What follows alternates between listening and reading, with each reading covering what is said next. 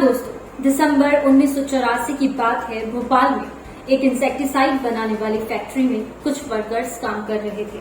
करीब रात के 12 बजे थे। अचानक से कुछ वर्कर्स की आंखें जलने लग गई। उन्हें लगा कि कोई गैस लीक हुई होगी। इन वर्कर्स ने जांच करनी शुरू करी, देखना शुरू किया कि गैस कहां से लीक होने लग रही है। तभी एक वर्कर ने देखा कि एक जगह से लिक्विड ड्रिप होने लग रहा है।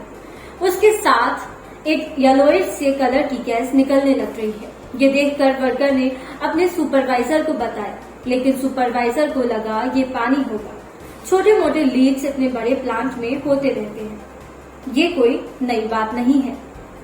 सुपरवाइजर ने कहा कि चलो देखते हैं, लेकिन पहले अपनी टी ब्रेक कर लेते हैं। तो हर रात की तरह रात के करीब 12 बजे के ही अराउंड वर्कर्स टी ब्रेक लेकर चाय पीने गए।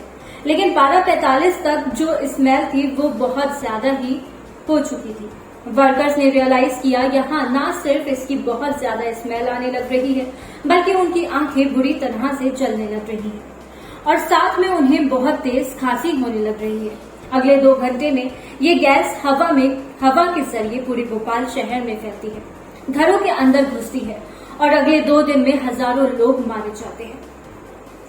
इस भोपाल गैस ट्रेजेडी में इसे दुनिया का सबसे खतरनाक इंडस्ट्रियल डिजास्टर माना जाता है, worst industrial disaster in the world. लेकिन सबसे बड़ा सवाल ये उठता है कि इस एक्सीडेंट में गलती किसकी थी?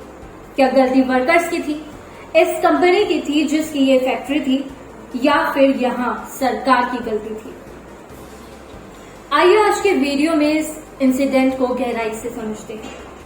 भोपाल की जिस फैक्ट्री में ये डिजास्टर हुआ वो फैक्ट्री थी यूनियन कार्बाइड कंपनी की। ये कंपनी 100 साल से भी ज्यादा पुरानी है और अगर आप इसका नाम नहीं जानते तो प्रोडक्ट्स जरूर जानते होंगे, जिनका नाम है एवरेडी बैटरी बैकलाइट। ये कंपनी न सिर्फ बैटरी पेस्टिसाइड्स बल्कि रॉकेट फ्यूल भी बनाती है। दुनिया भर में इसकी फैक्ट्रीज फैली हुई हैं और इसकी फैक्ट्री अक्सर इन प्रोडक्ट्स को बनाने के लिए केमिकल्स प्रोड्यूस करती है। 1994 में इस कंपनी को रीनेम कर दिया गया था टू एवरेडी इंडस्ट्रीज। तो ये एक ऐसा नाम है जिसे आप ज्यादा जानते होंगे। लेकिन अगर पुराने टाइम की बात करें तो 1962 में यूनियन कार्बाइड ने इंडिया के लिए एक पोस्टर एडवर्टाइजमेंट लॉन्च करी थी। ये एड्स काफी मेटाफोरिकल थी। इनमें दिखा रखा था कि कैसे कच्ची सड़क पर कुछ लेबर्स अपनी गाय के साथ चलकर जा रहे हैं और पीछे से एक बड़ा सा हाथ आ रहा है और टेस्ट ट्यूब से कोई केमिकल लिक्विड सड़क पर डाल रहा है। आज के दिन अगर हम इस एड को देखते हैं तो इस भोपाल गैस ट्रेजेडी की वजह से एक बहुत नेगेटिव इमेज हमारे माइंड में आती है। लेकिन उस वक्त इस एड का एक पॉजिटिव मीनिंग था कि कैसे यूनियन कार्बाइड के पेस्टिसाइड्स और नई टेक्नोलॉजीज यहाँ पर एग्रीकल्चरल डेवलपमेंट में देश की मदद कर रही हैं। और यूनियन कार्बाइड एक बहुत ही सक्सेसफुल कंपनी थी। इंडिया में इसे यूनियन कार्बाइड इंडिया लिमिटेड या UCIL करके बुलाया जाता था और 49% स्टेज इसका एक्चुअली में इंडियन इन्वेस्टर्स के द्वारा ओन किया जाता था, इंक्लूडिंग आवर गवर्नमेंट की भी ओनरशिप थी इस कंपनी में। 1969 वो साल था जब इस कंपनी ने भोपाल में एक मैन्युफैक्चरिंग प्लांट खोला, एक स्पेशल इंसेक्टिसाइड्स को प्रोड्यूस करने के लिए, जिसका नाम था 7। अब इस 7 को बनाने के लिए एक केमिकल की जरूरत होती थी। इसे मिथाइल आइसोसाइनाइड कहते हैं या MIC, और ये एक बहुत ही डेंजरस, बहुत ही खतरनाक केमिकल है। 7 बनाने के लिए MIC को बाहर से इंडिया में इंपोर्ट करके लाया जाता था। अब दोस्तों, हमारी कहानी में साल 1980 एक बहुत इम्पोर्टेंट साल है, क्योंकि ये वो साल है जब चीज एक एक करके बदलने लगी। यूनियन कार्बाइड को काफी नुकसान होने लगा। ये कंपनी पैसे लूज करने लगी। पैसों की कमी की वजह से कंपनी ने ये डिसाइड करा कि वो MIC को बाहर से इंपोर्ट करने के बजाय कंपनी में ही मैन्युफैक्चर करेंगे। ये पहला रेड फ्लैग है, क्योंकि केमिकल्स को बनाना और उससे मिक्स करना बिल्कुल भी सेफ नहीं होता। लेकिन UCIL को परमिशन दे दी गई सरकार के द्वारा। इसी समय के आसपास कंपनी को कहा गया था कि प्रॉपर इवैक्यूएशन प्लान बनाना चाहिए, कि अगर कोई डेंजरस गैस लीक हो जाए तो भोपाल में रहने वाले लोगों को पता हो कि कैसे रिएक्ट करना है और कैसे इवैक्यूएट करना है। क्योंकि सब जानते हैं यहाँ पर इस प्लांट पर एक डेंजरस केमिकल की प्रोडक्शन करी जाएगी। लेकिन ये प्लांट कंपनी के द्वारा कभी नहीं बनाया गया। इसी समय एक और बात ये हुई कि कंपनी जो इंसेक्टिसाइड बना रही थी 7 करके, इसकी सेल्स नीचे गिरने लगी और यूनियन कार्बाइड को अपने प्रोडक्ट 7 की कॉस्ट कम करनी पड़ी और पैसे बचाने के लिए जो वर्कर्स थे उन्हें कम किया गया। नए वर्कर्स जिसे हायर किया जाता था कंपनी के द्वारा, वो अक्सर अंडर क्वालिफाइड होते थे। सेफ्टी प्रिकॉशन को इग्नोर किया जाने लगा। पैसे बचाने के लिए फॉर एग्जाम्पल अगर पाइप्स खराब निकलती हैं तो उन्हें चालू क्वालिटी से रिपेयर कर दिया जाता था, रिप्लेस करने की जगह। रेगुलर लीक्स होने लगे। जो वर्कर्स फैक्ट्री में काम करते थे उन्हें चिंता होने लगी, लेकिन उसके बावजूद भी जितना खतरनाक केमिकल उस फैक्ट्री में बनाया जा रहा था, इसकी खबर ना तो भोपाल के लोगों को बताई गई, ना कि वहां काम करने वाले वर्कर्स को बताई गई। और इस पॉइंट पर आप ये सोचोगे कि किसी ने नोटिस नहीं किया नोटिस, कई लोगों ने नोटिस किया। पहले तो ट्रेड यूनियन जो उस एरिया में थे उन्होंने प्रोटेस्ट करना स्टार्ट किया, लेकिन उस यूनियन के लीडर को जॉब से निकाल दिया गया और उनकी डिमांड्स नहीं सुनी गई। लेकिन यहाँ पर एक आदमी थे जो इस पूरे इशू को गहराई से जानना चाहते थे। 1981 में एक वर्कर की मृत्यु हुई थी। उस वर्कर का नाम था मोहम्मद अशरफ। मरने से पहले उन्होंने अपने दोस्त को बताया था कि वो चिंतित हैं इस प्लांट के बारे में। उन्हें चिंता हो रही है कि यहाँ पर काम ढंग से नहीं हो रहा है। तो उन्होंने जाकर ये सारी बात राजकुमार केशवानी को बताई, जो कि एक जर्नलिस्ट थे। राजकुमार काम में लग गए। उन्होंने साइडर इंफॉर्मेशन निकालने की कोशिश करी, कॉन्फिडेंशियल रिपोर्ट्स को एसेस किया और इस पूरे प्लांट के बारे में रिपोर्ट लिखी। इस प्लांट में कितने घटिया सेफ्टी स्टैंडर्ड्स लगे हुए हैं। इस रिपोर्ट की हेडलाइन थी, बचाइए हुजूर इस शहर को बचाइए। रिपोर्ट में उन्होंने लिखा कि यहाँ पर डिजास्टर हो सकता है। यूनियन कार्बाइड के प्लांट के पास करीबन 20% भोपाल की पॉपुलेशन रहती है और ये बहुत खतरनाक है। और ये बड़ा इंटरेस्टिंग है जानना दोस्तों कि उन्हें कैसे पता चला कि यहाँ पर कुछ खतरा है, क्योंकि जर्नलिस्ट राजकुमार को कोई साइंटिफिक नॉलेज तो थी ही नहीं। बस इन्होंने कहीं पढ़ा था कि इस प्लांट में फॉस्फीन का इस्तेमाल किया जाता है। फिर इन्हें ये याद आया कि ये तो वही गैस थी जो जर्मनी में वर्ल्ड वॉर सेकेंड में के दौरान गैस चैम्बर्स में यूज करी जाती थी। तब इन्होंने रियलाइज किया कि यहाँ की सिचुएशन कितनी डेंजरस है। इन्होंने अपनी रिपोर्ट्स को नाम दिया, ना समझोगे तो आखिर मिट ही जाओगे। इन्होंने चीफ मिनिस्टर व सुप्रीम कोर्ट तक को लिख दिया था, लेकिन कोई रिस्पॉन्स नहीं आया। आज के दिन हम देखकर कह सकते हैं कि इन्होंने तो पूरे डिजास्टर को प्रेडिक्ट किया था, लेकिन उस समय में जब तक ये डिजास्टर हुआ नहीं था तब तक ना तो सरकार ने यकीन किया इन पर, न कंपनी ने यकीन किया। और इनके दोस्त भी बोलते थे कि इनका दिमागी संतुलन खराब हो गया है, जो कुछ भी बोले जा रहा है। थोड़ा गहराई से समझते हैं कि एक्चुअली में उस प्लांट के अंदर क्या चल रहा था। मैंने जैसा बताया, MIC को मैन्युफैक्चर करा जा रहा था उस प्लांट के अंदर। अब MIC को लिक्विड फॉर्म में 3 बड़े बड़े अंडरग्राउंड टैंक्स में स्टोर किया जाता था, E610, E611 और E619।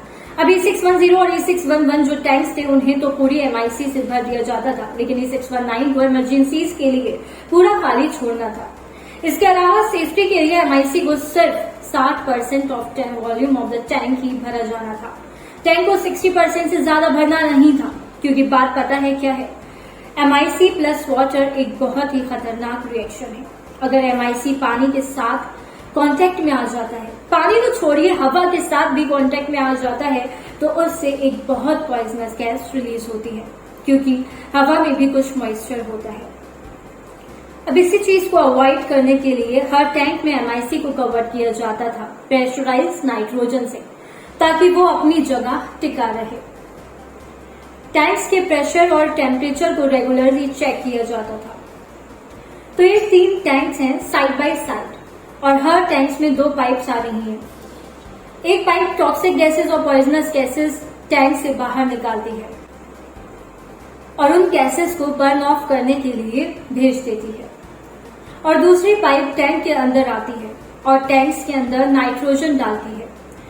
यहाँ काम करने वाले वर्कर्स की एक रूटीन ड्यूटी है कि इन पाइप्स को रेगुलरली साफ किया जाए और जब भी एमआईसी को निकाला जाता था 7 बनाने के लिए तो उसे सेफली निकाला जाता था। सुनने में काफी स्ट्रेट फॉरवर्ड प्रोसीजर है, इतना मुश्किल नहीं है समझना। अब जैसा मैंने बताया था ये 3 टैंक्स थे, इनमें से किसी को भी 60% से ज्यादा नहीं भरना चाहिए था, लेकिन किया गया था। 60% से ज्यादा की कैपेसिटी में फिल किया गया था और मैंने बताया था तीसरा टैंक को इमरजेंसी के लिए खाली रखा जाना था, लेकिन उस रात ये तीसरा टैंक भी भरा गया था, उसमें भी एमआईसी थी। पैसे बचाने के लिए यहाँ पर ज्यादा एमआईसी को स्टोर किया जा रहा था। दूसरी चीज, 3 में से 2 टैंक्स का प्रेशर सही नहीं था। तीसरी चीज, जो इंडिकेटर एमआईसी का प्रेशर दिखाता था वो इंडिकेटर काम नहीं कर रहा था, लेकिन इसके अलावा एक अलार्म लगाया गया था जो अलार्म बजता था अगर टेम्परेचर हाई हो जाता था। लेकिन चौथी और सबसे बड़ी प्रॉब्लम ये थी, इस अलार्म को कई सालों पहले डिस्कनेक्ट कर दिया गया था, तो यह अलार्म भी काम नहीं कर रहा था। अब याद है मैंने उस पहली पाइप के बारे में बताया था जिसका काम था पॉइजनस गैसेस को टैंक से बाहर निकालना और उन्हें जला देना। अब ये जो गैसेस थी ये उस पाइप से निकलकर एक वेंट गैस स्क्रबर में जाती थी, लेकिन वो स्क्रबर स्विच ऑफ कर रखा था। ये स्क्रबर तभी काम करता था जब कोई वर्कर जाकर उसका स्विच ऑन करता। और इन सब चीजों के अलावा यूनियन कार्बाइड प्लांट एमआईसी को मैन्युफैक्चर करना बंद कर चुका था 1984 में, तो मतलब कंपनी अपने ऑपरेशन ऑलमोस्ट बंद कर चुकी थी और जो इन टैंक्स में बची हुई एमआईसी थी उन्हें बस तभी यूज किया जाना था जब जरूरत पड़े। और लास्ट और फाइनल प्रॉब्लम, अगर कुछ गलत होता फैक्ट्री में तो 2 बड़े अलार्म्स लगाए गए थे। एक अलार्म था फैक्ट्री में रहने वाले वर्कर्स के लिए और दूसरा अलार्म था जो और भी ज्यादा तेज बजता था, वो था फैक्ट्री के आसपास रहने वाले भोपाल के लोगों के लिए, लेकिन दूसरा अलार्म टर्न ऑफ कर दिया गया था। तो ये सारी प्रॉब्लम और सेफ्टी मेजर्स थे जिन्हें इग्नोर किया जा रहा था और जो गलतियां ऑलरेडी एग्जिस्ट कर रही थी जिस दिन ये डिजास्टर हुआ। जैसा कि जर्नलिस्ट राजकुमार केशवानी जी ने प्रेडिक्ट किया था, यहाँ पर एक एक्सीडेंट होने की देरी थी। इतने सारे सेफ्टी मेजर्स को इग्नोर किया जाएगा तो कोई हैरानी की बात नहीं है कि एक्सीडेंट हो जाएगा।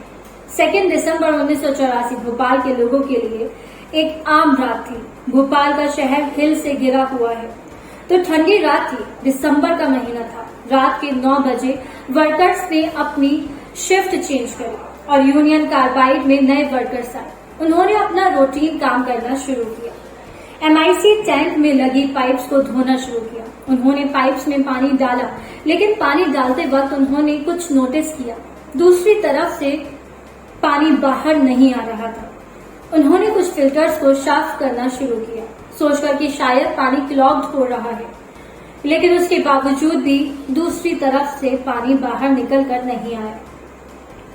लेकिन वो ज्यादा हैरान नहीं हुए इसे देखकर। उन्होंने अपने सुपरवाइजर को करीब 11 बजे के आसपास जाकर बताया और सुपरवाइजर ने ऑपरेटर से कहा, पानी चलता रहने दो, यहाँ पर जो अगली शिफ्ट में वर्कर्स आएंगे वो उस पानी का स्विच ऑफ कर देंगे।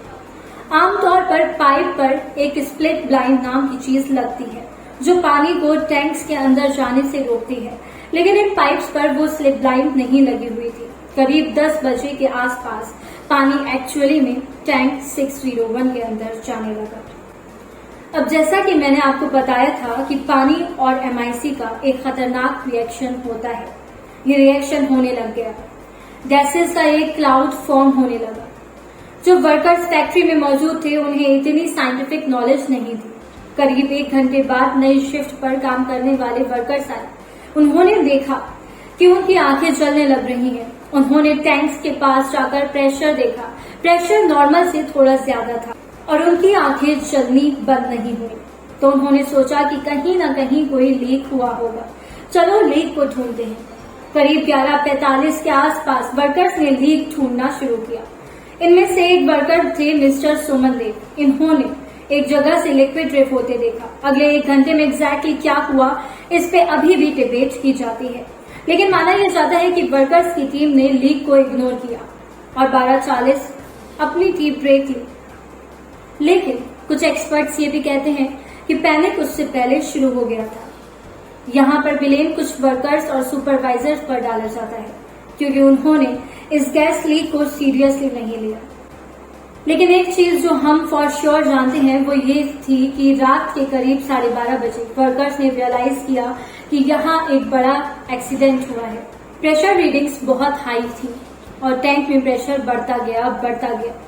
याद रखिए कि टैंक अंडरग्राउंड था, ऊपर का कंक्रीट टूटना शुरू हो गया। सुमन कंट्रोल रूम में भागे अलार्म बजाने के लिए। 610 से गैस बड़ी तेजी से बाहर निकल रही थी। इस पॉइंट ऑफ टाइम के बाद ही जो पानी टर्न ऑन किया गया था पाइप्स को वॉश करने के लिए, उसे स्विच ऑफ किया गया। लेकिन अनफॉर्चुनेटली ये बहुत लेट हो चुका था। इसके बाद जो हुआ वो कंप्लीटली केओस था। मैंने आपको बताया था ना, जो पॉइजनस गैसेस इन टैंक से बाहर निकलती हैं, वेंट गैस स्क्रबर का इस्तेमाल किया जाता था उन्हें जलाने के लिए। लेकिन जब ये एक्सीडेंट हुआ तो एमआईसी का रिएक्शन हुआ पानी के साथ। अब जो पॉइजनस गैसेस बाहर निकल रही थी वो इसी वेंट गैस स्क्रबर के थ्रू बाहर निकल के इतनी भारी मात्रा में ऊपर हवा में स्केप होती जा रही थी। जो वर्कर्स आसपास मौजूद थे वो निकलती हुई गैस पर पानी फेंकने की कोशिश करते थे, लेकिन जो पॉइंट था जहां से गैस निकल रही थी वो बहुत ही हाइट पर मौजूद था, इसलिए पॉसिबल नहीं हो पाता। इस समय करीब रात के 1 बज रहे थे।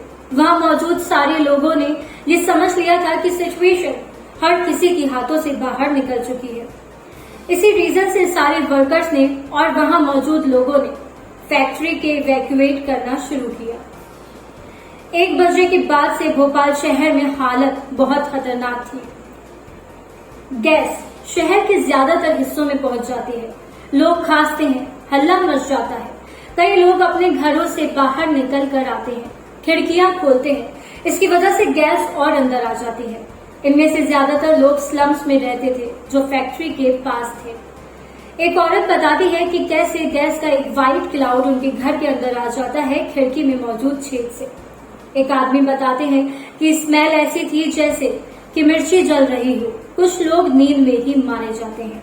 बाकी लोगों की मौत होती है खांसते खांसते, स्ट्रगल करते हुए, भागते भागते।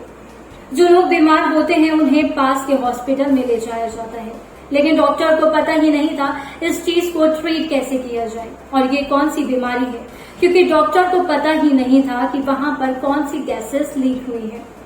कुछ डॉक्टर ऑक्सीजन देते हैं पेशेंट्स को क्योंकि उन्हें सांस लेने में दिक्कत हो रही थी, लेकिन एक्चुअली में ज्यादा ऑक्सीजन और बुरी तरह से रिएक्ट करती है इस गैस के साथ। इसकी वजह से कई पेशेंट्स को भी मौत हो जाती है हॉस्पिटल में।